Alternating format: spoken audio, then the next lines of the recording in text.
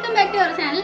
നമ്മൾ last sketch pen വെച്ചിട്ട് ഒരു ഹൈപ്പർ റിയലിസ്റ്റിക് ഡ്രോയിങ് ചെയ്ത് ഒരു വീഡിയോ ഇട്ടിട്ടുണ്ടായിരുന്നു. ആ വീഡിയോയ്ക്ക് നല്ല രീതിക്ക് റീച്ച് ആയിട്ടുണ്ടായിരുന്നു. അപ്പോൾ ഇന്നും നമ്മളൊരു സ്കെച്ച് പെൻ വെച്ചിട്ട് ഒരു ഹൈപ്പർ റിയലിസ്റ്റിക് ആയിട്ടുള്ള ഒരു ഡ്രോയിങ് ചെയ്യുന്ന വീഡിയോ ആയിട്ടാണ് വന്നത്.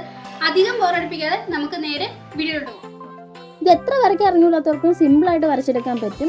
ആദ്യം തന്നെ ഞാൻ മാസ്കിൻ്റെ പൊട്ടിച്ചെടുത്തിട്ടുണ്ട്. ബോർഡർ നല്ല നീറ്റായിട്ട് കിട്ടാനായിട്ട് 4 സൈഡിൽ.